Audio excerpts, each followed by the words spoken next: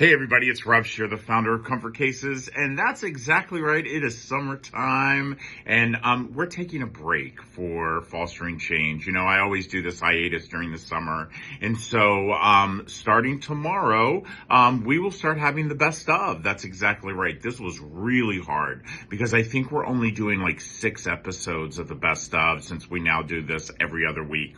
So season 6 will actually start on September the 10th. Season 5 knocked it out of the park. Once again, I cannot thank all the guests, and as you can tell, I've just been to the beach, got some sun, but I did put on sunscreen. But you know what? The next one is popping up, the best of, the first episode of the best of, and that's exactly right. It is my friend Mark Daley who wrote the book Safe. I absolutely love this book. I'm so excited to see him traveling the country and so many people reading this and, all the social media posts. But this book was a absolute lover of mine. I loved it. I read it so quick, probably one of the fastest books I've read in a long time. And I'm so happy that I get to call Mark my friend. And I hope you enjoy this episode as much as I did, because I actually went back and listened to this episode again as we were all getting together trying to figure out the best of. And I try not to have any part of what the best of was. My team does that, but I definitely was so happy when they chose this, and I was so happy when I know that it was the first one going out. So, Mark, thank you for writing an amazing book. Hey, by the way, if you haven't listened to season 5 or any of the other seasons, you can always go to comfortcases.org/podcast, and you can listen to all the episodes then. Happy summer. Take care. You can always find us on any of the podcast platforms, and that's Fostering Change. Well, it's so hard to believe that we are actually through the month of January. My gosh, I remember when I was finishing up the season at the end of 2023, and we started to make the change of only going to every other Tuesday. Not that I didn't have amazing guests, but, I'm tired. And as you all know, I travel all over the country to make sure that people are educated about children who are in our foster care system. But, my next guest, I will have to tell you, I actually stalked him. I stalked him because I really wanted him to be on Fostering Change. And then when I got his book, I will tell you, those of you who have seen this podcast, this is our 5th season. When you see me hold up a book and you see that I have all these little yellow slips, you know how much I love that book. And that is exactly what this book did. I absolutely loved it. I was so lucky that I actually was traveling and I had the time to really read this book and absorb everything in it, which I want everybody to do. But you know what, ladies and gentlemen, let's go ahead and get started. Mark, welcome to Fostering Change. Rob, thank you so much for having me. And I have to tell you, it was a mutual stalking, man, because I've been following you for years. Well, thank you so much. Mark, I have to tell you, when I started reading your book, it was so much that it reminded me of my husband and I. Well, we started the journey, over 15 years ago, and seeing what you and your husband were going through, I just felt like, I know I'm going to get a lot of hate emails on this, and I get them all the time. I felt like nothing had changed. Nothing had Oh, changed. So I want to dive right in. First of all, I want to know, why did you write this? I just, Rob, I think it's probably similar to you. It's like, we go into these situations and your eyes are just opened. I mean, I really had no idea. I mean, what the system was like, what these children and families experience. And as you start living it day in and day out, you're like, what more can I do? And I just felt like I had a story to tell and it was worth sharing. And so really my hope is obviously that it captures a larger audience than just, those of us in the space. I want families in their day-to-day life to think about what's going on in the house next door. Are those kids safe? Yeah. Yeah. And I love first of all, I love the fact of the title. And I love the fact that, so many times we think about, are those kids safe? I recently had friends of mine who actually had a child from foster care. They fought and fought and fought for the child, and the child ended up going back to the biological parents. And the 3 months later, they found the child dead. Oh, And God. And so the reason I bring that up is because, you saying flat out, are they safe? We Yeah. see so much in our country that, and by the way, I mean, you're impressive with all that you've done, for the number of Congress people you work for, the amazing, our Hillary Clinton and all of that. But the thing is that I think the problem is that we're not talking about are the kids safe. Instead, what we're doing is we're pushing and pushing reunification.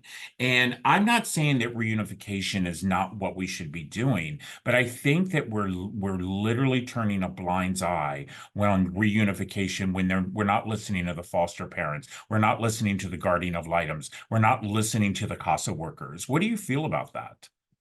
Honestly, I think that was one of the hardest things for me to stomach. I think, and I say this flat out in the book. I'm like, my husband and I are two, you know, successful men, but we're also white men, and we're used to going into a room and having our voice heard. And unfortunately, there is a disproportionate number of children of color in the system whose parents are of color, and they're not getting their voices heard in so many different so many different avenues that leads to this problem. And I think, for me, it was such an eye-opening experience to be told to, like, show up and shut up sort of thing. And for these families, they're told it all the time, and it breaks your heart. I mean, that really is so much of why I wanted to write this book too, is not just about the foster parents, obviously, it's about the children and the families too. Yeah, yeah. I love the fact in the book, you're very much like Reese and I, you and your husband, is that, I really wanted my children to never be embarrassed of their story. I Hmm. wanted them to know. I wanted them, we're very lucky, out of our 5 kids that we've adopted in the system, 2 of our children, we have a relationship with the birth mother. And, you said it. I'll tell you right now, my son and daughter probably should have never, ever been taken from their mother. I mean, it was basically because of the neglect, which they considered that was no more than poverty, Yeah, and we see that so yeah. much when it comes to kids of color. There's something that I actually highlighted in the book that really caught my eye, and it says, the country allows families to set age ranges like 0 to 3 for the children they are willing to foster, but infants only is an acceptable range. I remember when Reese and I went down to DC Child and Family Services, and we said, okay, we want to adopt and we want to foster, and then they had the range thing, and I said, but I want Yeah. a baby.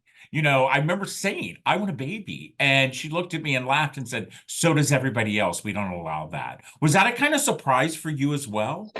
It was, I mean, I had been around long enough and doing some like work with different nonprofits in the foster care space that I thought I, like, had a leg up. Like, I could kind of game the system a little bit. I knew the odds, I did my homework. And when they said 0 to 3, I was like, wait, what do you mean? Like, that's not what I signed up for. Like, I don't get it. And we talk about, in the story, we had them, they came to our house. And when the social worker had come to our house, she said, you have a big house. Would you consider siblings?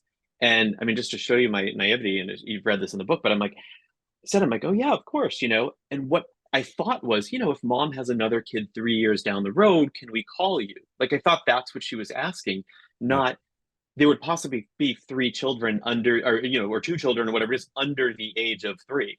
It blew my mind that was a possibility. And of course, that's what we ended up with, was, boys who were 10 months apart, or Irish twins, as we call them where I'm from. Yeah, yeah, no, and like I said, I just felt like as I was walking through this book, I literally and I was saying to my husband as I got off the plane, I called him immediately, and I was like, "Oh my gosh, I cannot wait to bring this book home for you to read because I'm telling you, these are our brothers." I was like, because it was crazy because we went through the same exact thing. My husband was adamant. If there's a set of siblings, we're game, but we hear these 2 gay men living in DC. Yeah. And little would I know that within a matter of 3 months, we would have 4 kids, the age of 4, and all of them in diapers. It was absolutely crazy. And the thing that I say to people all the time, I, you know, and again, I want everybody to know this book to me is such a resource book. I think that if you are considering, even thinking the word of being a foster parent who you're looking to foster to adopt, and I know I get that hate saying, don't say that, don't say that. Let me tell you something, it is happening. The people are fostering to adopt. And if you are, I'm telling you, you got to get this book. It is a resource book. I think it should be given out to every single person who is considering fostering.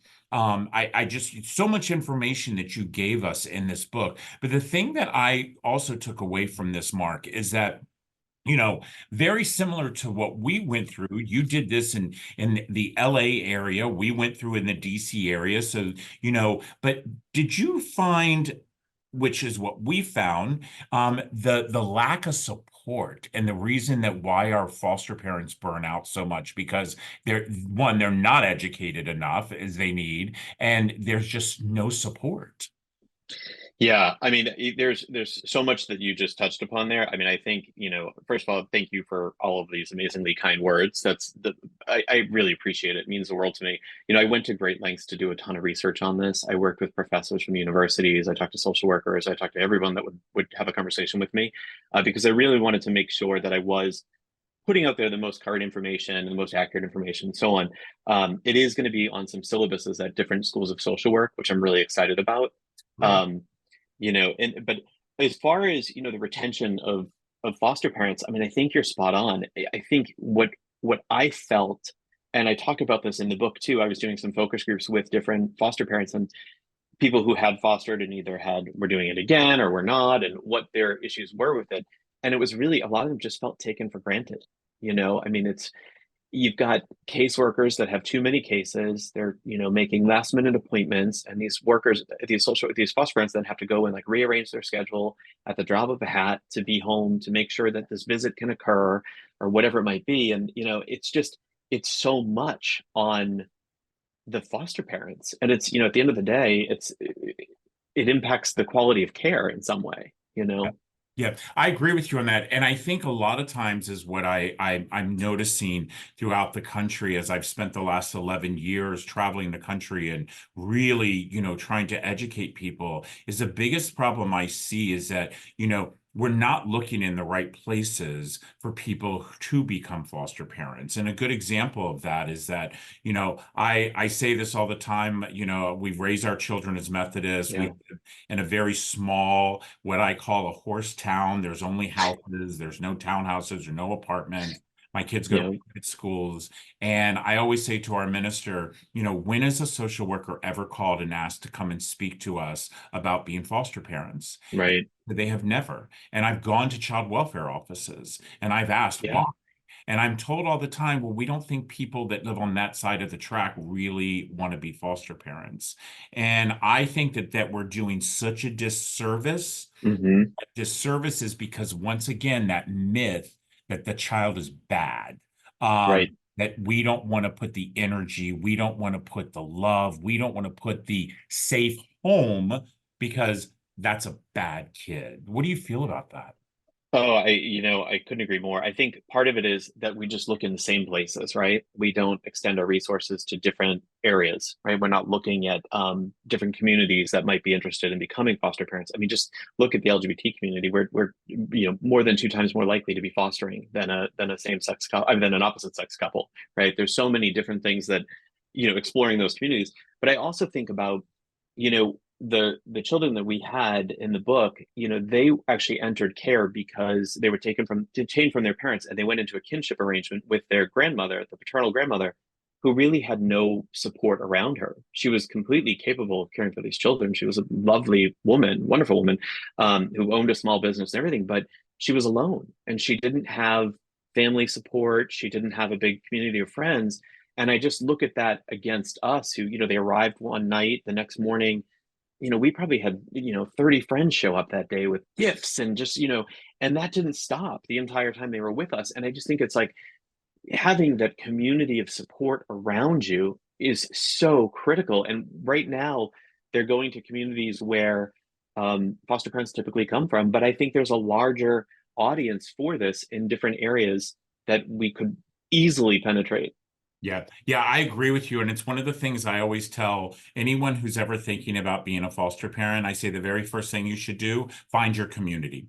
Find your Yeah. community, because that is So so, true. so important. Because, like, very much like you know, we immediately, you know, we had, you know, my in-laws arrive and then friends Yeah. arrive, you know, and in fact, having four kids, it was just like, I was like, and by the way, I didn't do the diaper thing. So, but they, you know, bless my Oh husband. man. Yeah, didn't do the diaper thing. Wow. Bless my husband on that, you I know. don't know how you got away with that. And you're still My married.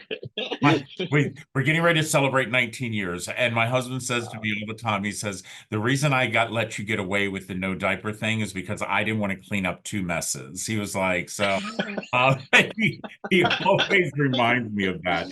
You know, the fact is that, you know, but when I'm reading this book, you know, I'm thinking about how unbelievably lucky my kids are and how unbelievably lucky your kids are, but how many kids out there are not finding that forever family that truly is nourishing them.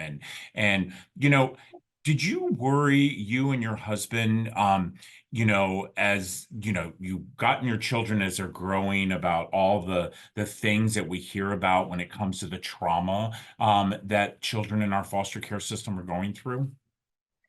You know, I did. And I think honestly, that was part of the reason we went with that. We wanted babies, right? We had it in our head that we could somehow spare them of some sort of trauma, abuse, neglect, whatever it might have been. And, you know, the truth is that's doesn't really exist. I mean, there's so much stuff that happens from, you know, as soon as in utero, even, you know. Um, but I will say one of the things that we had, and I will credit, I live in Los Angeles, in Los Angeles County. You know, this is a city where there's a therapist on every corner, which is wonderful. And we've had tremendous access to therapy services and so on. And so I really, you know, I'm very grateful to the state of California and the county of Los Angeles for being able to provide that to my children, but also my husband and I too. I mean, you know, we weren't just first time foster parents, we were first time parents. I mean, I didn't even know what a diaper genie was until a friend of mine sent me one in the mail. Yeah. You know, it is. I mean, you must have gone through this too, but it's like, you know, when you have this gestational period and you're expecting a child, like, you know, it's exciting, but the thing is, like, you kind of know what to expect, or everyone in the world who's had a child is telling you, you know, you're gonna need to learn how to swaddle, and you're gonna need diapers, and this is the size because it's gonna be tiny, and this and that, and this formula, or breastfeeding, or whatever it is. For us, like, and you, I mean, you get a call, and a few hours later, there's a bunch of kids at your door. You don't have any of these supplies, and none of the clothes fit, and none of the, I mean, and it's just, and even if you had them, they wouldn't be put away anywhere. Like, where are we going to store the blankets and the diapers, and then, you know, and God forbid you get bottles that don't have matching caps. I mean, that is just a nightmare at 4 a.m., you know? Yeah, yeah, you know, and you are right about that. You know, you write about that in your book, and I love that with the opening line where you write about how you've never experienced the morning sickness and all of the things that mothers go through, you know, as they're preparing to have that child. And all of a sudden, Okay. you know, I mean, I know for us, it was we got a phone call, and we got a phone call, and they said, you know, in 2 hours, we're coming to your home with two children. And we're just like, okay, this is like, okay, this is really happening.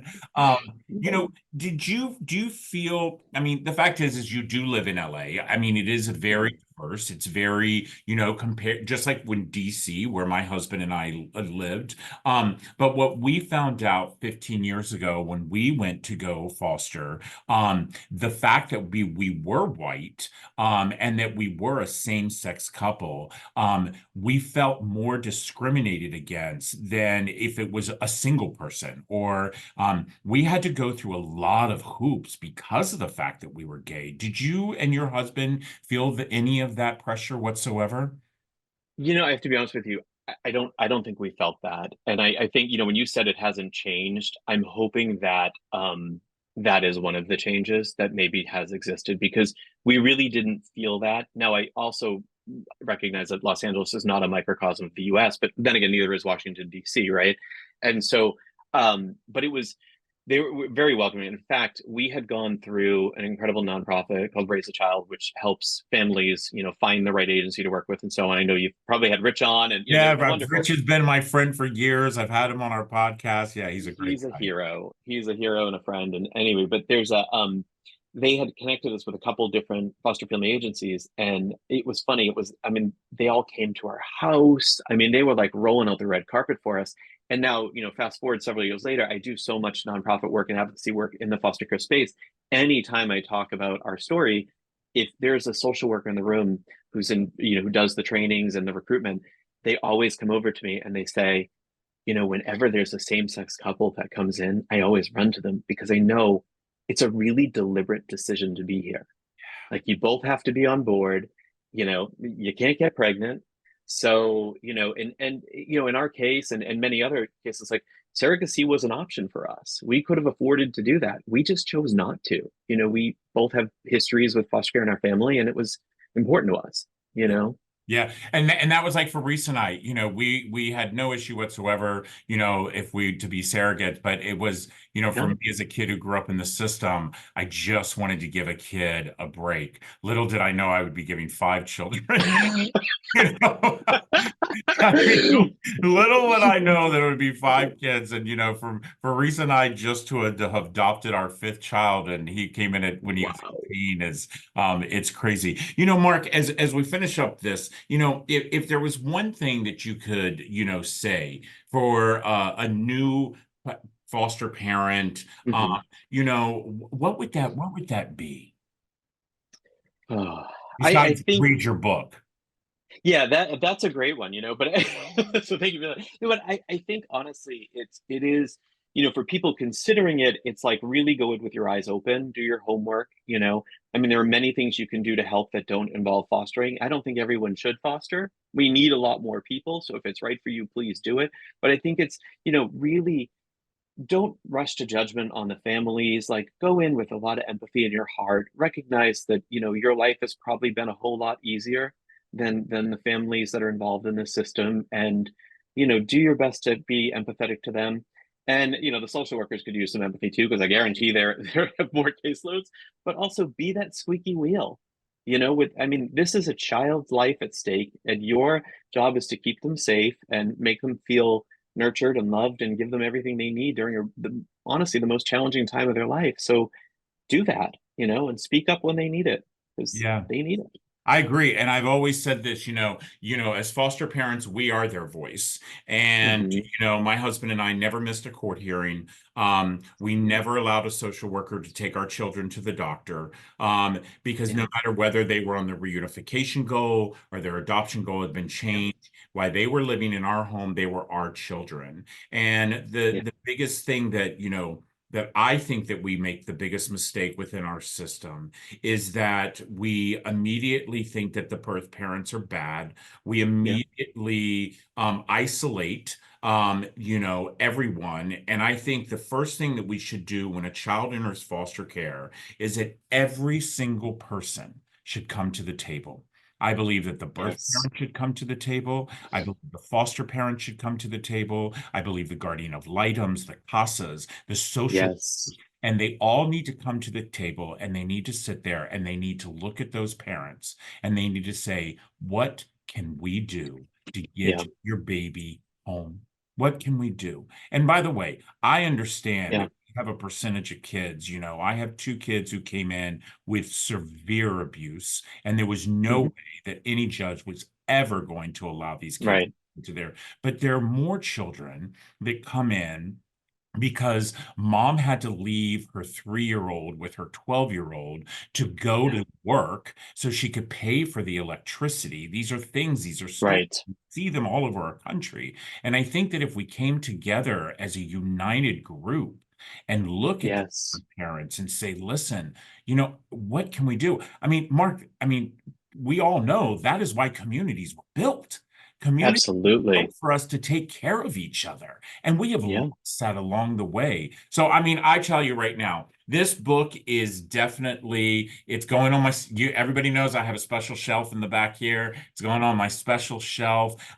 You know what, everybody? The great thing about it is the book actually is released today. That's exactly right. You're going to be able to click right here. You're going to be able to go and buy the book. But let me tell you something. As someone who has written a book, and I've written several books at this point, the best thing that you could ever do for Mark, the best thing you could ever do for Simon and Schuster, the best thing you could ever do for anyone is to leave a review.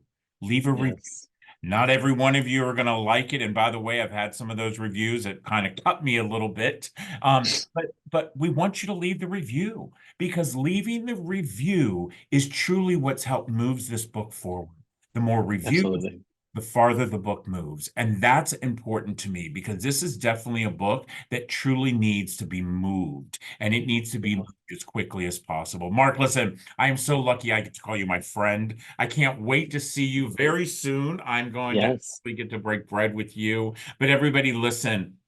This is just another amazing episode of Fostering Change. You know, I say it all the time. It's my last season, but I can tell you, when I have guests like Mark on, when I read amazing books like this, I realize why I do what I do. And what I want you all to do is, if you're even thinking about fostering, or maybe you know that person who's been talking to you about it, get this book.